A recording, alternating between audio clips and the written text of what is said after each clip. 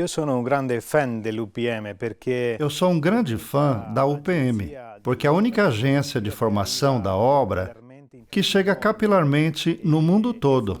É fundamental, especialmente para aqueles territórios onde os membros da obra são poucos e há poucas pessoas que podem nos ajudar no processo de formação. Nesses anos, temos visto que a UPM é um espaço privilegiado para transmitir conteúdos populares, simples, mas profundos, destinados realmente a todos, do primeiro ao último membro da obra de Maria. all'ultimo membro dell'Opera di Maria.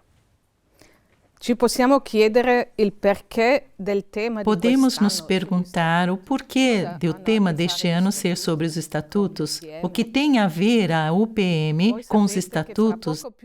Vocês sabem que dentro de pouco, mais de um ano, em 2026, acontecerá a Assembleia Geral da Obra de Maria.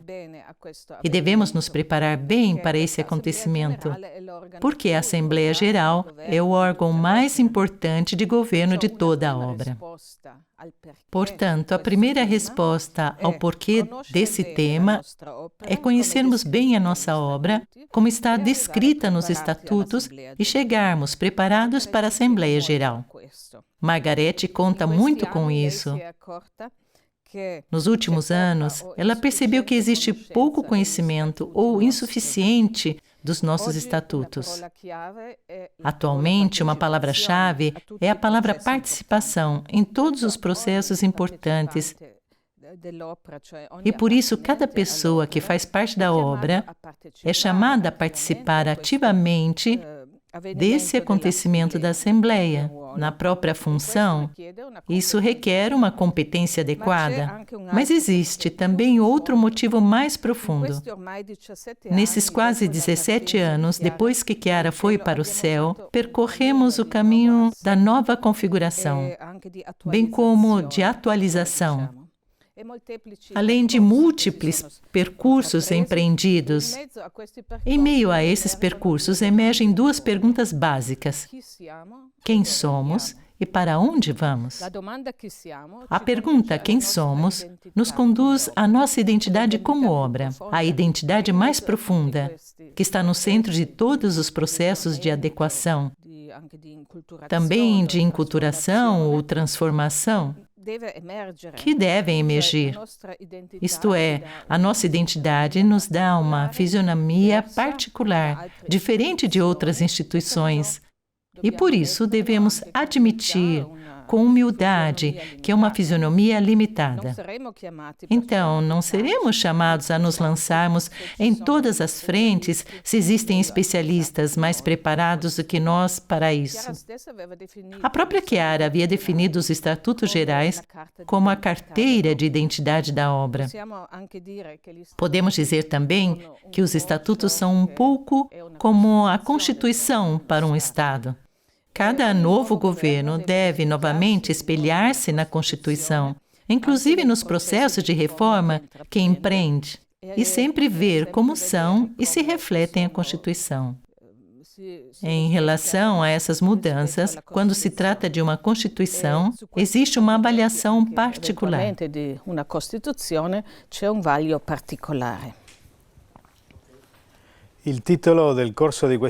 O título do curso deste ano tem dois significados.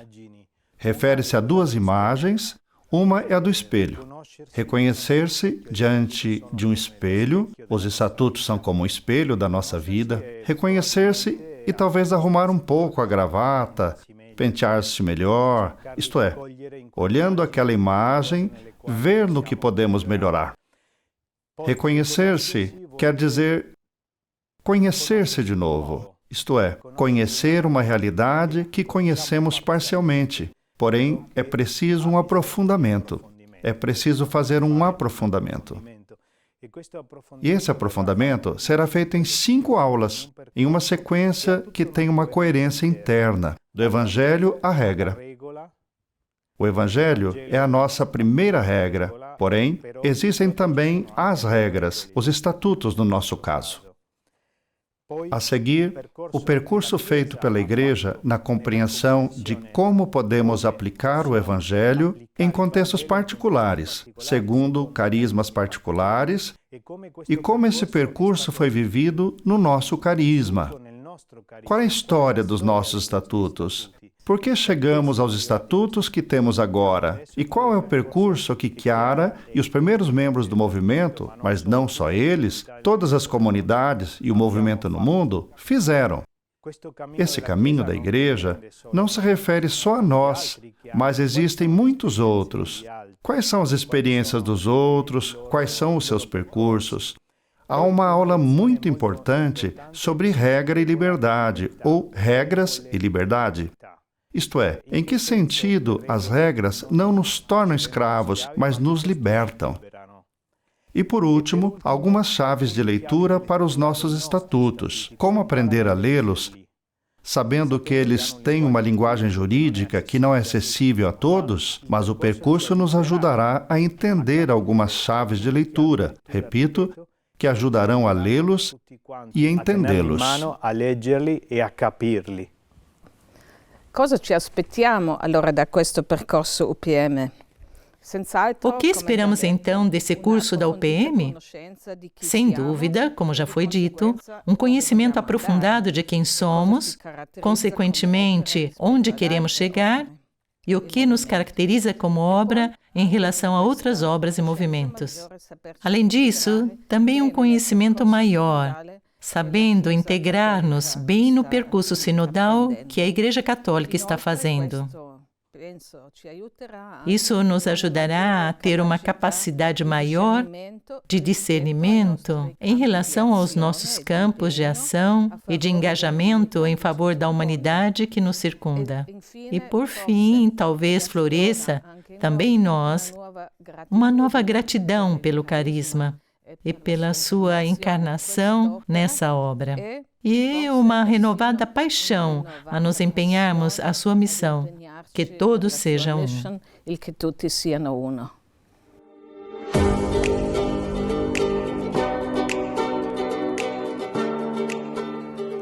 Obrigado, Renato e Francisco, por essa breve apresentação. Agora está tudo muito mais claro sobre o caminho que faremos juntos nesses meses. Lembramos que Renato e Francisco também são responsáveis pelo aspecto da sabedoria e estudo do movimento dos focolares. Mas e nós dois? O que estamos fazendo aqui, Valentina? Então, seremos os moderadores desse percurso formativo e esperamos ajudar os palestrantes que nos darão o curso. Mas comecemos nos apresentando. Eu sou Valentina Raparelli, casada com Emanuele, temos 2 filhos, Samuel e Jacopo, de 8 e 5 anos, e trabalho no escritório de formação do Centro Internacional do Movimento dos Focolares. Eu sou Lorenzo Russo, casado com Maria, e temos 2 filhos, Beatrice, que tem 12 anos e meio, e Gabriele, que tem quase 11 anos. Trabalho nos serviços de comunicação do Centro do Movimento dos Focolares. Agora que nos apresentamos, vamos virar a página, dando a palavra a vocês. Mas se dissermos estatutos, vocês os conhecem? Já os leram? O que vocês gostariam de saber sobre eles? Vamos ouvir algumas respostas. Se eu disser estatutos, o que é que você tem em mente? Penso no caminho que nos orienta para continuar a conduzir a obra. Acho que um conjunto de leis são estabelecidas para gerar organização. Penso em cuidar, naquilo que é importante para cuidar. Regras, rigidez e estruturas. Quanto à primeira pergunta, a palavra que de imediato me vem à mente é a unidade. Vem também como objetivo específico. A obra nasceu para a unidade. Normas, regras, decretos, também a identidade de um grupo. É a descrição de como vivemos, ou de como devemos viver na vida. Sinto que é o desígnio de Deus para o movimento. O amor recíproco. Temos de começar por aí, e quando tudo parece estar desmoronando, se temos dificuldades no movimento e nos relacionamentos, é preciso voltar atrás e reconstruir o amor recíproco. Alguma vez já leu os Estatutos da Obra de Maria? Eu vi o livro branco dos Estatutos da Obra de Maria no meu focolare, em Mumbai, na Índia. Sim, várias vezes. Não, nunca. Faz só 8 meses que comecei a participar do movimento. Sinceramente, até agora, compreendi muito pouco sobre os estatutos. Ainda não vi o livro. Conhecer melhor a premissa. Se lermos a premissa, ali já está tudo. Sim, quando éramos em 3, o Estatuto sempre foi um instrumento para nos ajudar, sobretudo, a entender quem somos, como é a nossa família, como podemos ser melhores. Como podemos ser melhor. Tenho o livro dos Estatutos em casa e já o li, mas não com a frequência que deveria para poder praticá-lo de modo eficaz. Sim, eu os li. Tive também a ocasião de aprofundá-los nos vários cursos de formação. Eu letto solo l'introduzione. Só li a introdução e gosto muito dessa introdução, que é a premissa de qualquer norma. Nos últimos anos, comecei a ler as partes que mais me interessavam quando eu tinha alguma dúvida.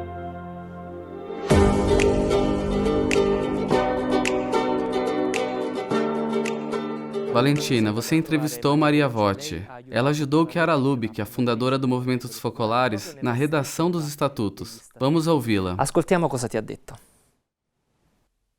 Olá, Emaus. É um prazer encontrá-la. O prazer é meu também. Volevo chiederti. Gostaria de lhe perguntar, você que teve um contato próximo com Chiara durante a revisão dos estatutos, que recomendações nos daria para abordá-los da maneira correta e para conhecer bem esses estatutos?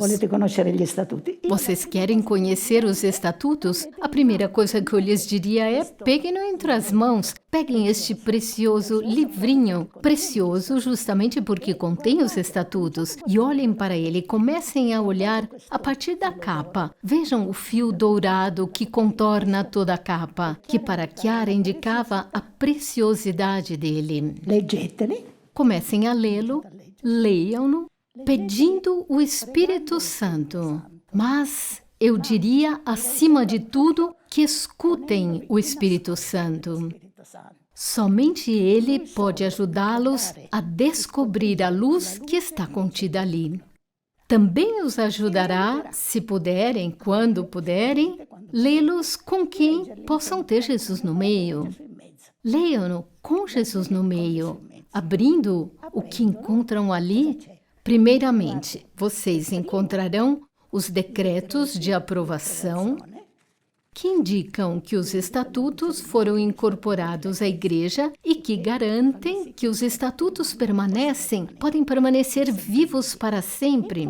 Em seguida, encontrarão imediatamente coisa mais preciosa, a meu ver, a premissa de qualquer outra norma. E por isso eu gostaria de lê-la com vocês. Diz assim: Dice: La mutua e continua carità, che rende possibile l'unità. A mútua e contínua caridade, que torna possível a unidade e traz a presença de Jesus para a comunidade, é, para as pessoas que fazem parte da obra de Maria, a base de suas vidas. É a norma das normas, a premissa de qualquer outra norma.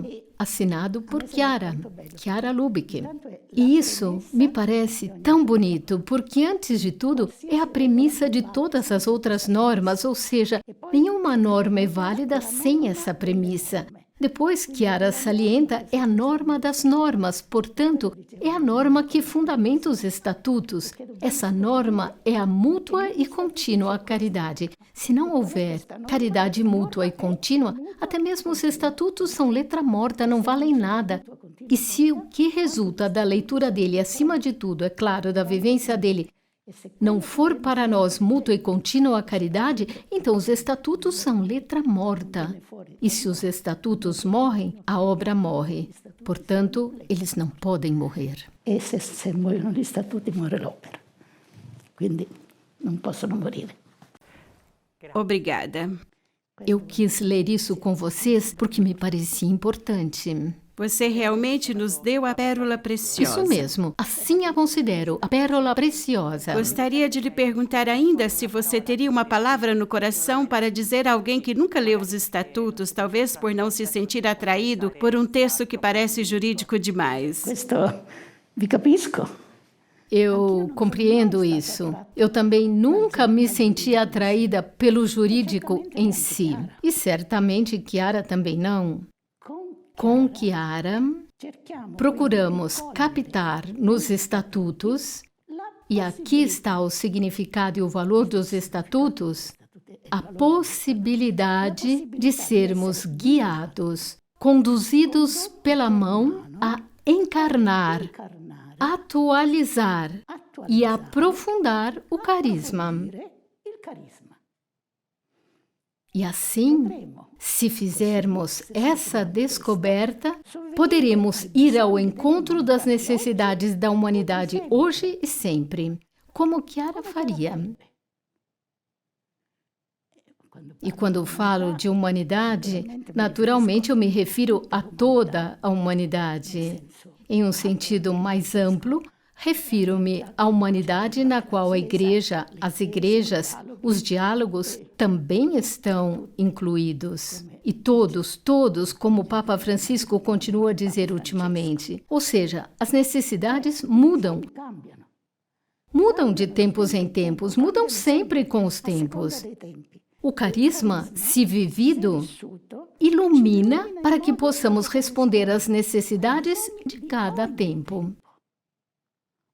Imaginem, então, o quanto são preciosos os estatutos com essa capacidade. Por isso, são imortais. Imortais enquanto Deus quiser que o carisma atue, isto é, sempre. Então, vamos em frente, juntos. Cioè, sempre. Avanti allora. Insieme. Obrigada, Emaus. Muito obrigada. Obrigada a você, Valentina. Vamos em frente, juntos, sim. Em frente, juntos, até o fim.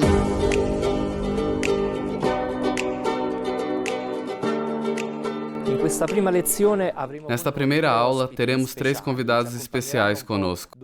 Eles nos acompanharão durante as várias aulas da Universidade Popular Mariana, a UPM deste ano. Hoje eles nos darão apenas uma amostra. Aprofundaremos o tema dos estatutos em seguida.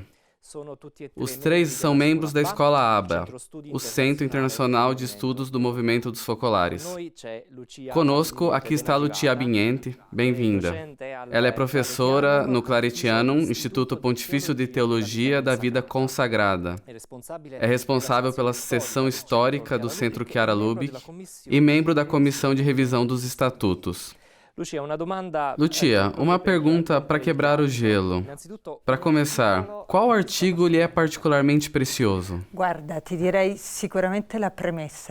Sem dúvida, a premissa dos estatutos, porque é o fundamento, é a base da nossa vida em todos os aspectos, como se diz ali. Há um ponto que me parece muito significativo. Nesta premissa, a qual em seu conteúdo estava presente de forma às vezes implícita nas regras dos anos 50, presente constantemente, nos últimos estatutos, Chiara quis colocar a sua assinatura. É um fato significativo que confirma o que ela dizia nos últimos anos. O que lhes deixo como herança? Deixo-lhes Jesus no meio, o fruto deste carisma mariano. Então podemos entender ainda mais a escolha sobre a qual ela refletiu, não é uma escolha casual, e que ela colocou nos últimos estatutos, ou seja, dar uma ordem diferente aos pontos da espiritualidade, como podemos ver no artigo 8, em que no final fala de Jesus no meio. Ali diz que Jesus no meio é o ponto de partida, uma realidade sempre presente no percurso dos membros do movimento e, de modo especial, é o ponto de chegada. Portanto, é realmente o princípio, é a premissa, é uma presença constante e é sempre uma luz para o momento atual do movimento, assim como foi naquela época para Chiara e ao longo dos anos, e é também uma luz para o futuro. Ed è una luce anche per il futuro. Obrigada, Lucia. Vamos aprofundar juntos o conhecimento desses estatutos e da nossa história. De fato, a Igreja sempre foi enriquecida por diversos carismas. Como o carisma da unidade de Chiara se encaixa especificamente nesse caminho? Sim, os carismas são realmente dons de Deus, dons especiais de Deus, providenciais, que muitas vezes nos surpreendem, porque não os esperamos, e dão um novo rumo à vida. Deus acompanha a caminhada da Igreja, acompanha a caminhada da humanidade, entra na história por meio desses seus dons. E não é por acaso que essa descoberta luminosa que Chiara fez com as primeiras companheiras do Testamento de Jesus tem como pano de fundo a realidade da guerra. Justamente naquele contexto dilacerante, de divisão, quase paradoxalmente, elas escolhem o Testamento de Jesus como único ponto de referência. Assim dizem, único ponto de referência de suas vidas. No dom que Deus fez a Chiara, a Igreja, depois de estudá-lo em profundidade, reconheceu um carisma. Então, você pergunta, mas como esse carisma se encaixa no caminho mais amplo? Acredito que todos nós, que participamos da Universidade Popular Mariana, já nos deparamos ao menos uma vez com uma página muito significativa, na qual Chiara descreve, e pode-se dizer contempla, o florescimento dos carismas ao longo dos séculos. Ela fala deles como um Cristo revivido nos séculos. Ela afirma toda a família ou ordem é a encarnação de uma expressão de Jesus, de uma de suas atitudes, de um fato da vida dele, de uma dor dele, de uma palavra dele. Portanto, uma mesma raiz une todos os carismas. É a raiz do Evangelho. E a palavra que Deus quis entregar a Chiara foi unidade. O artigo 4 dos Estatutos diz isso muito bem. Lemos ali. A obra de Maria, pelo seu vínculo particular com Maria Santíssima e pela sua semelhança com a Igreja, contribui para restabelecer a comunhão plena e visível entre as igrejas e comunidades eclesiais, e para orientar a Cristo toda a humanidade, mediante a atuação da fraternidade universal. A unidade, sua característica específica, marca seu espírito, seus objetivos, sua estrutura e seu governo. É maravilhoso constatar que, em um único artigo, o aspecto jurídico exprime completamente o carisma, com aquele horizonte amplo que contempla a humanidade também em uma perspectiva de fraternidade universal.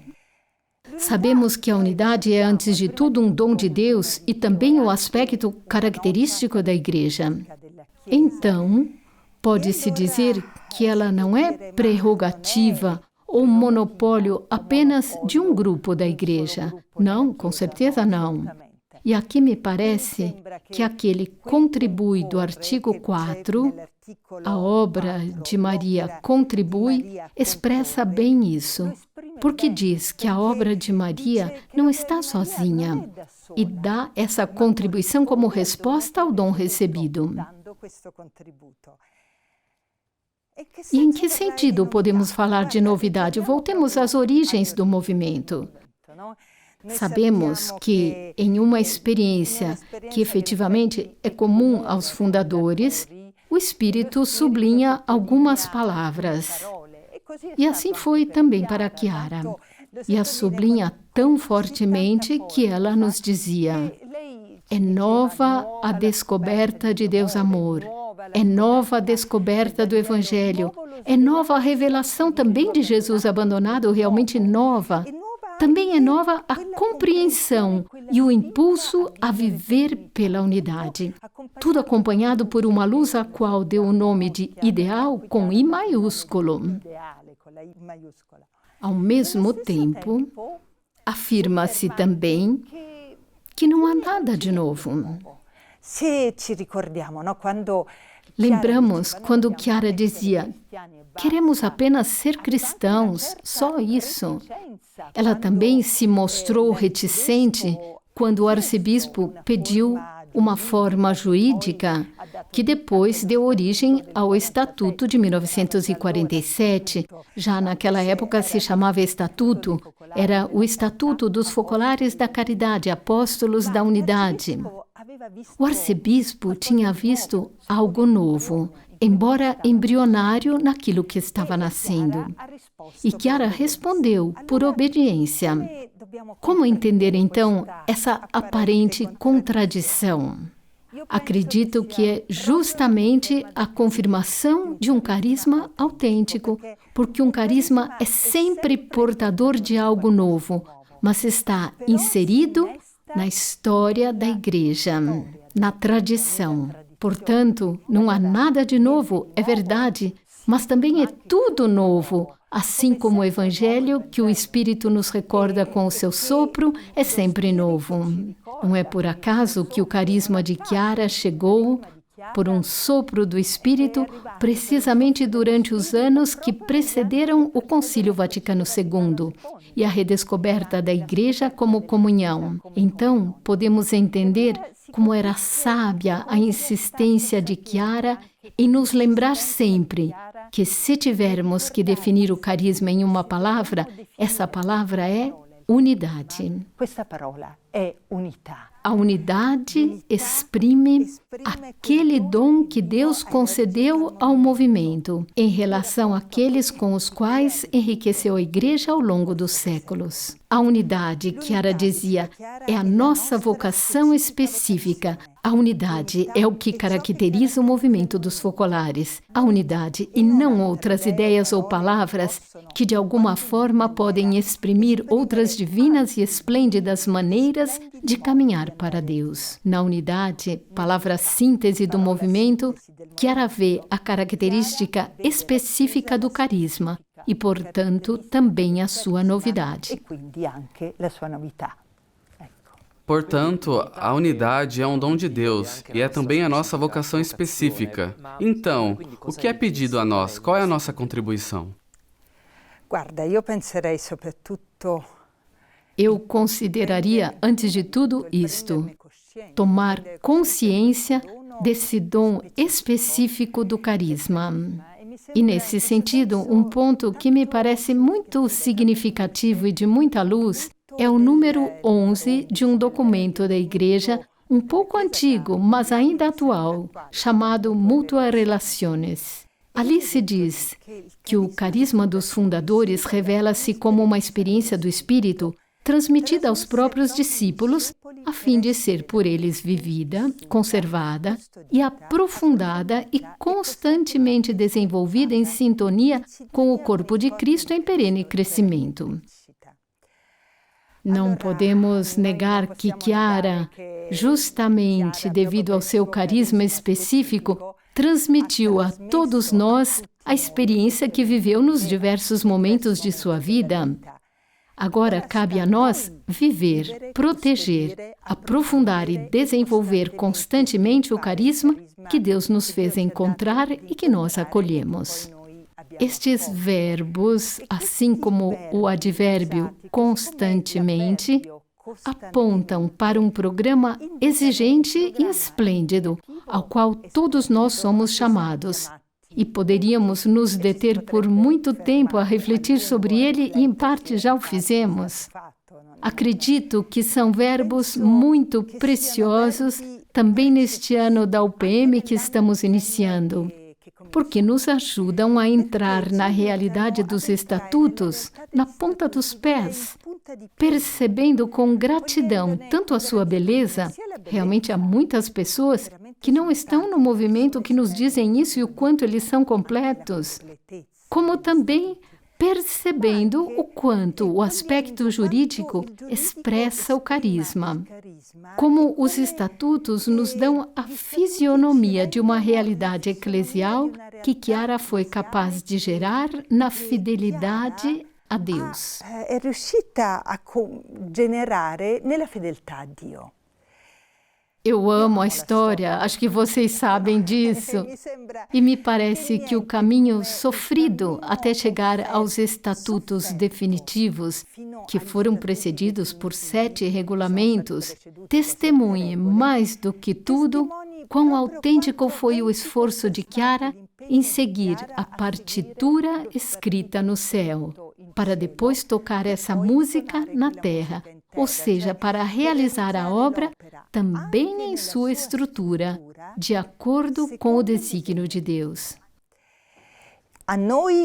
Cabe a nós, aqueles que virão depois, conhecer e compreender tudo isso, aprofundar cada vez mais e desenvolver constantemente a obra em sintonia com aquilo que Chiara fez.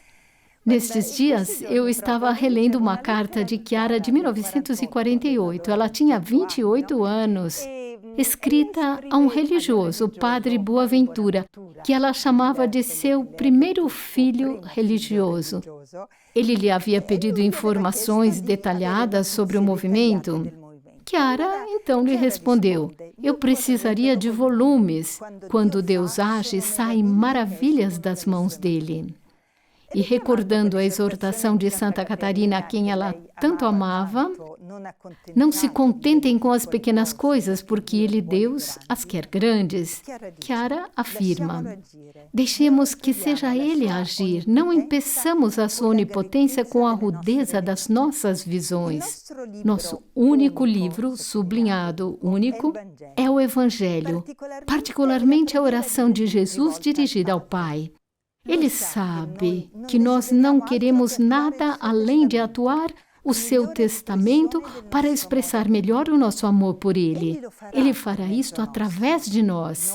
Estamos sempre realizando os detalhes desse desígnio maravilhoso.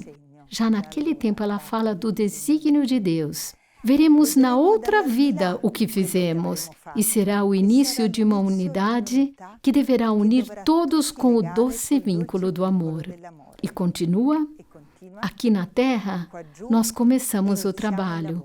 Lá no céu, daremos continuidade a ele através das pessoas que nos seguirão. Fala de nós.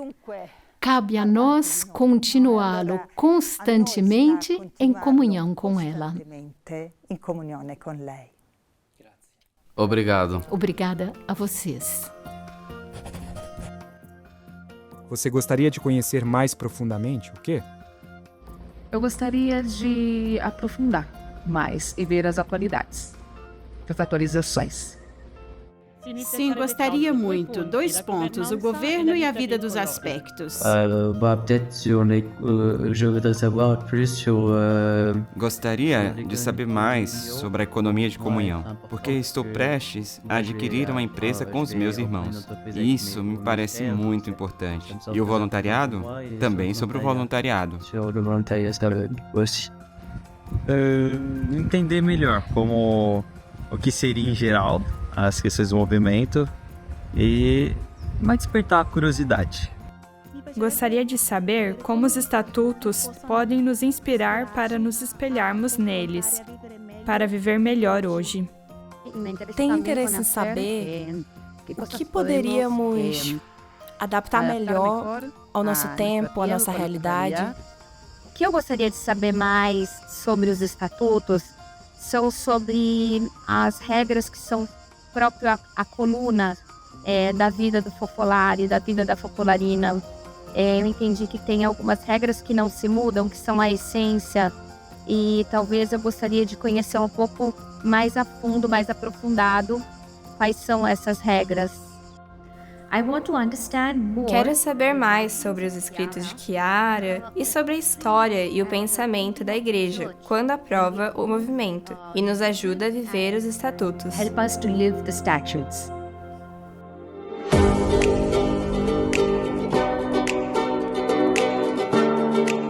Está aqui conosco o novo convidado desta primeira aula. Então vamos dar as boas-vindas ao Padre Fábio Ciardi. Obrigado.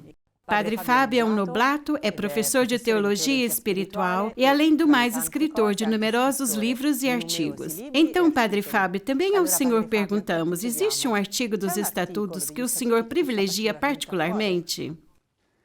L'articolo, do il numero, no?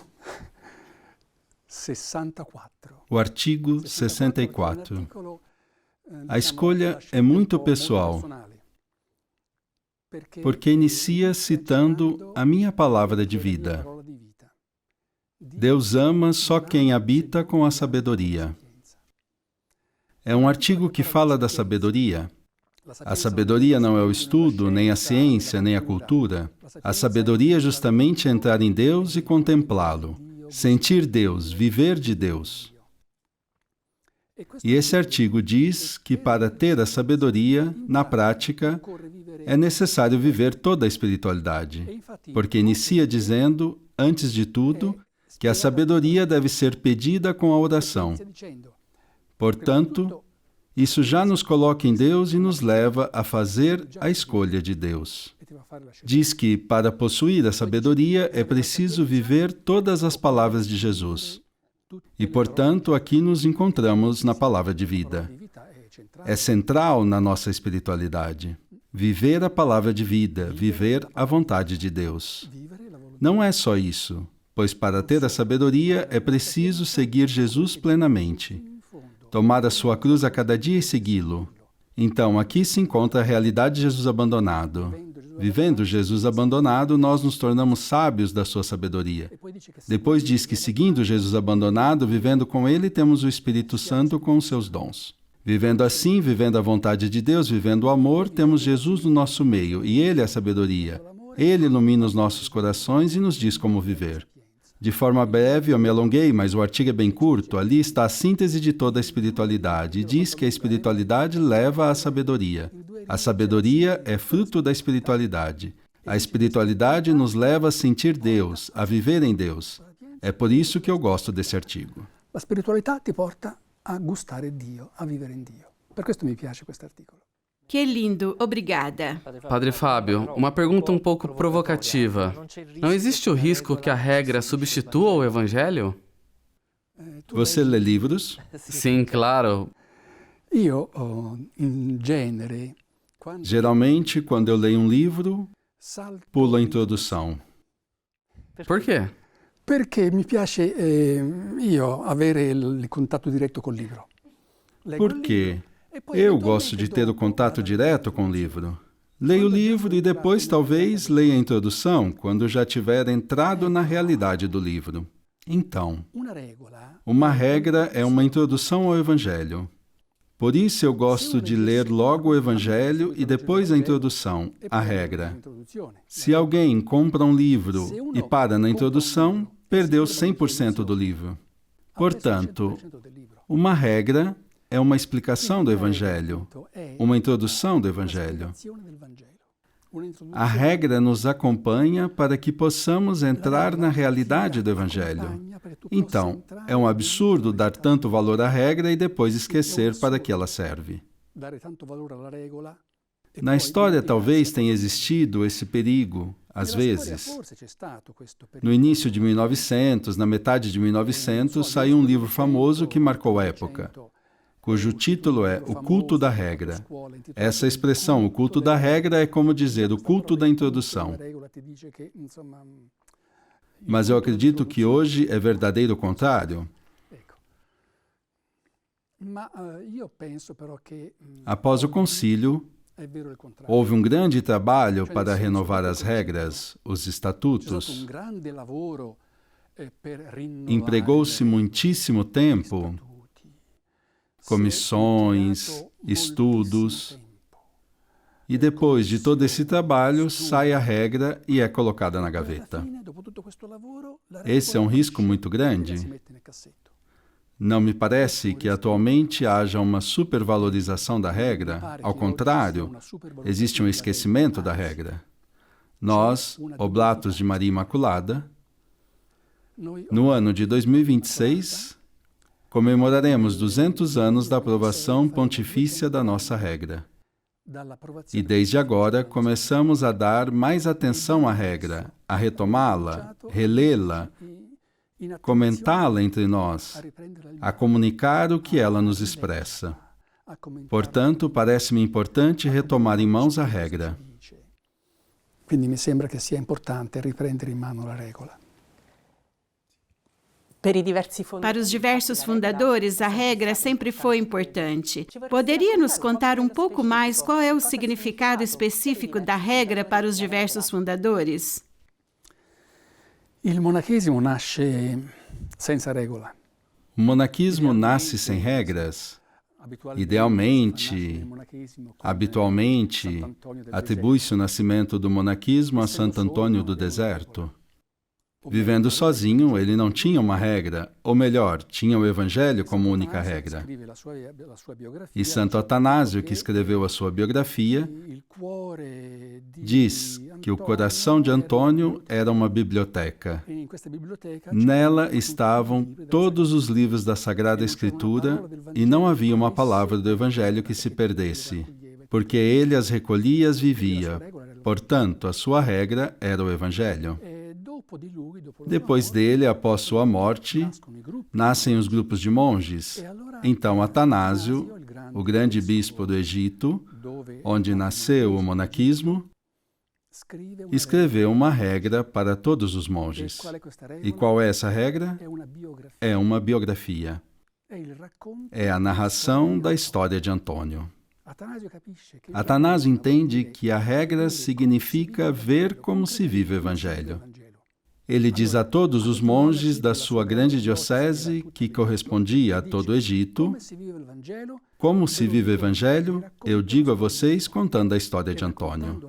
E contando a história de Antônio, ele conta como entramos no Evangelho. Portanto, vejam que a regra é sempre vista como introdução ao Evangelho. E quando aparece Pacômio, e daí nascem realmente as comunidades monásticas, se nós lermos a regra que ele escreve, finalmente é escrita realmente uma regra, ficamos um pouco desiludidos, porque são normas muito práticas, como devemos estar juntos, como comer, onde ir, o que fazer, o que não fazer. Não tem nada de espiritual. E se nós perguntássemos a Pacômio, como é que você escreveu uma regra para os seus monges tão prática assim, sem nada de espiritual? Ele olharia para nós escandalizado e diria, como assim? A regra é o Evangelho? Eu não escrevi uma regra. A regra é o Evangelho? Eu digo pequenas regras para estarmos juntos. Depois, à medida que passavam os séculos, as regras se desenvolveram cada vez mais, e essa introdução ao Evangelho foi se tornando mais completa, mais bela, mais profunda. Pense em São Francisco. Ele também não queria escrever uma regra, mas depois, quando a escreveu, antes de morrer, no seu testamento ele diz, não mudem a regra, porque essa é realmente a minha experiência. Portanto, sigam, não digam, mas eu penso assim, eu penso assado. Vivam aquilo que está escrito. Por isso, todos os santos têm a certeza de que a sua é realmente uma introdução ao Evangelho. Que la loro è davvero una introduzione al Vangelo. Padre Fábio, mas para Chiara Lubick, que sempre disse que nos deixaria somente o Evangelho, qual é o sentido dos estatutos? Ela falou assim? Sim. É genial. É genial porque, veja bem, Chiara se remete à tradição antiga que acabei de citar. Cioè, per Chiara la parola di vita è fondamentale, centrale. Para Chiara, a palavra de vida é fundamental, central. O ideal nasce quando, nos refúgios, juntas, abrem o Evangelho e leem o Evangelho. Para São Francisco, quando ele abriu o Evangelho, vieram em evidência algumas palavras do Evangelho. Vão 2 a 2 sem levar nada com vocês. Ele disse, isso eu quero. Esse é o meu Evangelho. Isso eu quero viver. Assim eu quero viver. Também Chiara, quando abre o Evangelho, ele é o testamento de Jesus, o amor recíproco, a unidade, a presença de Jesus no meio entre os que vivem o amor recíproco, ela diz, É isso que eu quero. Essa é a nossa vida. Realmente é genial referir-se ao Evangelho.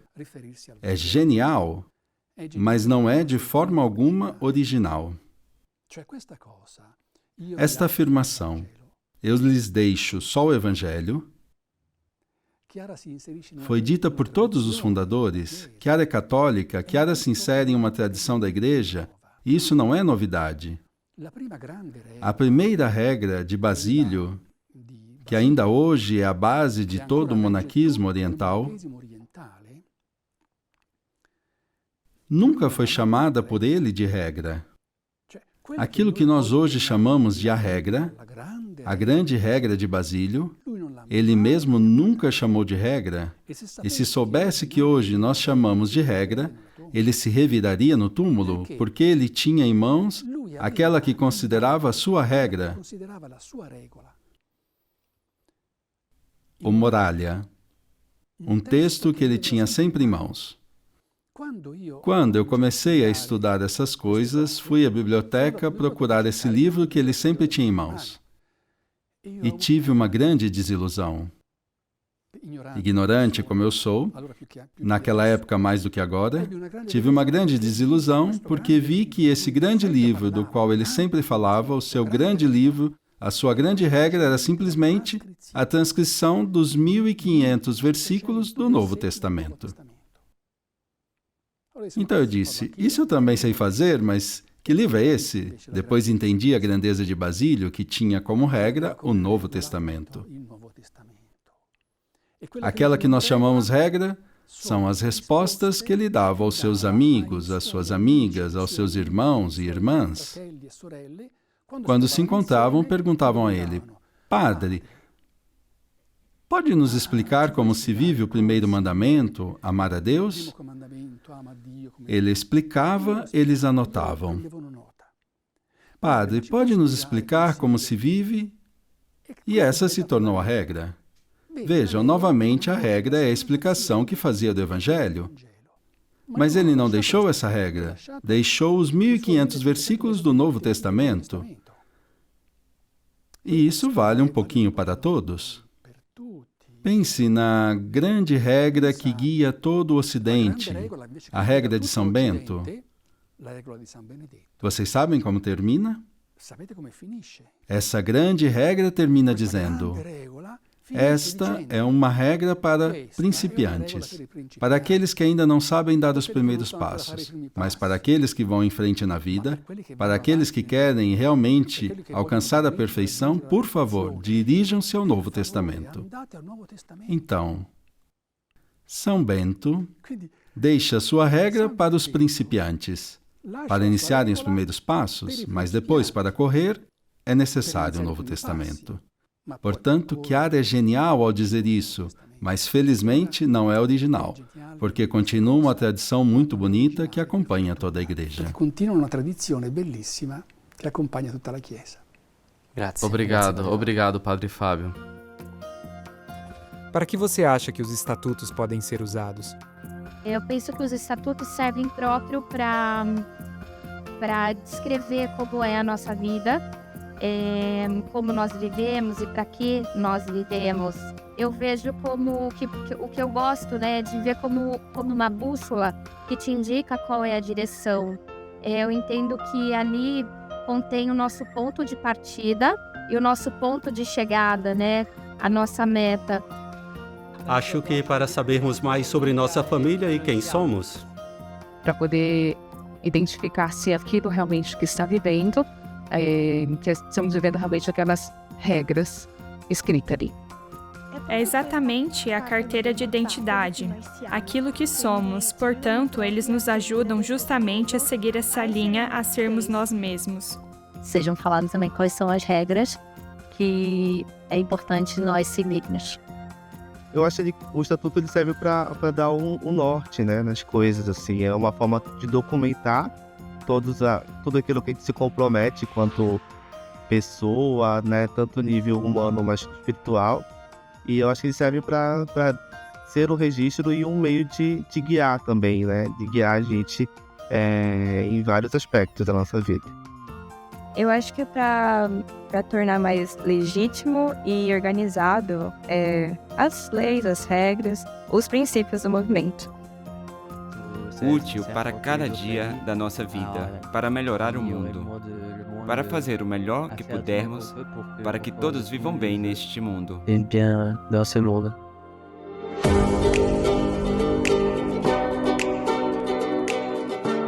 Aqui estamos com a última convidada dessa nossa primeira aula. Damos as boas-vindas a Adriana Cossedo. Bem-vinda. A Adriana é professora de Direito Penal, está à frente da Comissão de Revisão dos Estatutos e foi responsável pela Rede Internacional Comunhão e Direito do Movimento dos Focolares. Adriana, também a você fazemos a mesma pergunta. Existe um artigo dos Estatutos que você privilegia particularmente? Posso dizer que há uma beleza extraordinária em cada artigo. Por isso a escolha nunca é fácil. Mas lembrei-me do artigo 2 dos Estatutos, que gostaria que lêssemos juntos, pois nele encontramos a explicação, o cerne desta dupla denominação, Movimento dos Focolares, obra de Maria. Ele diz o seguinte: o movimento dos focolares tem o nome de obra de Maria porque, pela sua típica espiritualidade, que de modo semelhante a Maria dá Cristo espiritualmente ao mundo, pela variedade de sua composição, pela sua difusão universal, pelas suas relações com cristãos de outras igrejas e comunidades eclesiais, com pessoas de diferentes credos ou mesmo de convicções não religiosas, e pela sua presidência leiga e feminina, mostra o seu vínculo especial com Maria Santíssima, Mãe de Cristo e de toda a criatura, da qual o movimento deseja ser na Terra, na medida do possível, uma presença e, de certo modo, uma continuação. Isso me parece a essência dessa definição. E Chiara escreveu em seu diário: em 1949, vi que o desígnio de Deus para nós era sermos uma pequena Maria, em tudo igual à mãe. Mais tarde, compreendi que Jesus queria que a revivêssemos na terra, e isso em unidade com os outros, mas também individualmente. E aqui retorna aquilo que é o nosso doar Cristo espiritualmente ao mundo. Como fazer isto? Para abraçar toda a humanidade como Maria, que é mãe de todos e de cada um. É um olhar novo sobre Maria. É ela que abre o nosso coração para a dimensão da fraternidade universal. Mas o amor dela é para todos, o amor dela é dirigido a cada um. Por isso eu a imagino tão solícita conosco, com cada um de nós, em uma proximidade que assume as nossas necessidades, as nossas carências, impregnada daquelas promessas que ela mesma canta no Magnífica e que nos entrega como a possibilidade de realizarmos a revolução social. Então, se eu tivesse que condensar esse artigo em uma palavra, eu diria: Maria nos ensina o que é o amor. Adriana, tudo isso apenas por um dos artigos. Mas se quiséssemos resumir a mensagem dos estatutos em poucas palavras, mesmo se não é fácil, o que você diria? Eu diria que, para apreciar algo ou alguém, é preciso primeiramente conhecê-lo, conhecê-la. O mesmo vale para os estatutos. É importante descobrir aquela que é a sua raiz mais escondida, aquela que contém em si a variedade da obra na unidade. Para isso, gostaria de recorrer à imagem da árvore, a qual Chiara comparava à obra. Já em 1949, ela havia assim: imaginemos a estrutura da árvore. Há uma raiz que está escondida, mas dá origem ao tronco, que é a estrutura de sustentação. A partir dele surgem os galhos, que são todos diferentes, diversificados entre si, para expressar a variedade da obra que se manifesta nos setores, nos movimentos. E depois temos as flores que brotam continuamente que expressa uma novidade contínua e que eu gosto de considerar como a beleza da veste exterior. Depois, há a seiva que flui, que nutre, que fortalece. E o que pode ser essa seiva? A vida. A vida que tem como base o amor recíproco, aquele que Chiara explica na premissa dos estatutos. Isso me chamou a atenção, porque o amor recíproco mencionado naquela primeira página, que é a abertura, me faz lembrar daquelas palavras que Chiara sempre repetia: a vida precede a lei. Então, o que os estatutos nos entregam hoje? Eu diria a vida. Isso me leva a outra comparação, que é a das constituições que fundamentam a vida dos vários países. O que as constituições contêm? Elas contêm os princípios gerais, os direitos e os deveres dos cidadãos, explicam o que é o governo do Estado, o que é a organização, a estrutura dos territórios. O mesmo vale para nós, com os estatutos. Nós também somos um povo um pouco original, pois um povo que nasceu do Evangelho não é limitado por fronteiras, porque vive até os confins da terra, na variedade de povos e nações. Sua liberdade é garantida pela escuta daquela voz. É a voz de um pai que é amor e que ama todos os seus filhos sem preferências. E a igualdade é conservada no valor imensurável de cada um, visto como outro Jesus. Jesus, um para o outro, sem diferenças. Portanto, como todo estatuto, os estatutos da obra também nos dizem o que devemos ser e delineiam o que eu gosto de considerar, e Chiara também mencionou assim, como a nossa carteira de identidade. A carteira de identidade nos apresenta, contém as nossas características essenciais, de forma breve, concisa. Então, qual é o conteúdo dos estatutos como nossa carteira de identidade? Eles têm todas as características que mencionamos, mas acrescentou algo. É uma dimensão mística, é uma norma muito original que Chiara nos dá, que é a presença de Jesus, Jesus entre nós. Os pontos da espiritualidade devem ser vividos em função dele. É ele que guia a obra. Gosto de recordar algumas expressões de Chiara que nos ajudam precisamente a captar o significado mais verdadeiro, mais profundo, eu diria até mesmo a beleza, não só o aspecto jurídico. Para Chiara, eles expressavam a regra das regras, a norma por excelência, que é preservada onde? Em Jesus no meio. Portanto, não é uma forma jurídica, mas é a vida, que para ela expressava unicamente a vontade de Deus, escrita em uma regra. Aquilo que um fundador acrescentou, sendo um instrumento de Deus nas mãos de um artista, estabelece em suas linhas essenciais. Deve fazê-lo e o fará com a força de uma mãe que diz: "Este é o meu filho." Uma madre dice: "Questo è il mio bambino." Obrigada, Adriana. Para conhecer um pouco mais os estatutos, você poderia nos explicar como eles estão estruturados?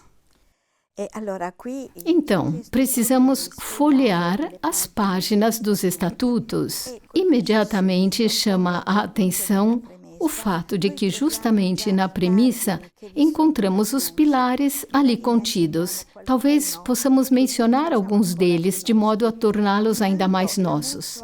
A mútua e contínua caridade, a presença de Jesus na coletividade até os últimos confins da terra em todas as latitudes. É um amor sem medidas e que contém em si um segredo, Jesus abandonado. E ainda os aspectos que são as cores da nossa vida. Isso é muito bonito. Espontaneamente fui relê-los para verificá-los na minha vida, para entender como vivê-los. E redescobri que as cores são nada mais do que palavras do Evangelho, palavras a serem vividas não apenas na dimensão mais espiritual, mas também em sua capacidade de gerar uma nova cultura. Pensamos no vermelho, na comunhão dos bens. Praticada, diz Chiara, gera e realiza a cultura da partilha. Assim, o nosso modo de viver gera cultura, torna-se cultura. Depois, ainda folheando-os, encontramos a natureza, o objetivo, que é o objetivo geral, a perfeição da caridade, mas também o objetivo específico, que é a unidade, a mesma que no artigo 8 emerge como o dom que Jesus pede ao Pai. Portanto, não é um automatismo na nossa vida, é um dom que Deus nos dá, mas cabe a nós criar as condições para isso. Em seguida, vem a realidade dos estatutos, que continua na parte que diz respeito à estrutura, que diz respeito à composição. E aqui é lindo, porque é toda a variedade que existe na obra. Temos também a quarta parte, que é o governo, e em seguida a vida das regiões. Segue outra parte, que vai da sexta em diante, que de certa forma abre como um leque aquilo que nas primeiras partes é a unidade da obra. Essa obra una se abre. Então, encontramos os movimentos, os setores, encontramos os relacionamentos com pessoas de outras igrejas, de outras comunidades eclesiais, que são parte viva, que vivem em comunhão conosco na obra.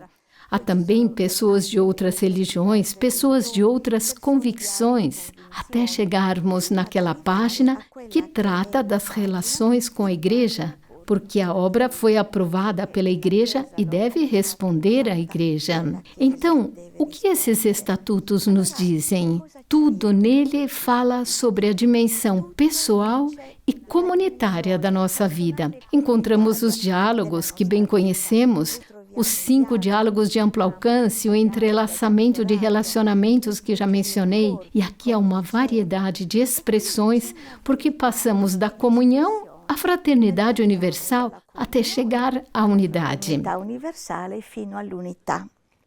Ultimamente, na experiência que estamos vivendo juntos na comissão para estudar a revisão dos estatutos, eu me deparei com a possibilidade de redescobrir a beleza dos estatutos. Isso aconteceu porque os relemos juntos, com os outros membros da comissão. E ali foi como se o próprio Deus estivesse me explicando algo. Por um lado, o fio de ouro, que liga todas essas normas umas às outras. Normalmente, talvez eu me detivesse em uma ou outra regra, o 5º diálogo, vamos ver como é. A escola Abba, vamos ver o que Chiara diz. Mas aqui não. Aqui é como um percurso, passo a passo, onde esse fio de ouro liga todas as partes dos estatutos. E não é só isso. Como se uma luz se acendesse sobre cada palavra, que é percebida repleta de um significado bem preciso. E esse significado explica qual é o significado de outra palavra, de outra parte dos estatutos. Então, é como se estivéssemos compondo um mosaico. É como se componesse um mosaico. Obrigado.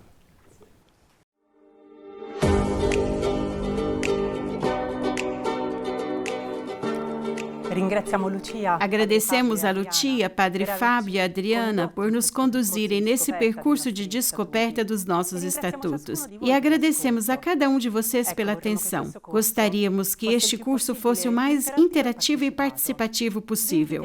Convidamos vocês a nos enviarem perguntas e impressões. Podem deixar seus comentários aqui no chat do YouTube ou enviar-nos por e-mail no endereço upm@focolare.org. Vocês encontrarão as respostas aqui no YouTube e no site da UPM, antes da próxima aula. Lembramos que ela será realizada em 8 de fevereiro. Falando em aulas, vejamos juntos o calendário delas. As aulas online serão sempre no segundo sábado de cada mês.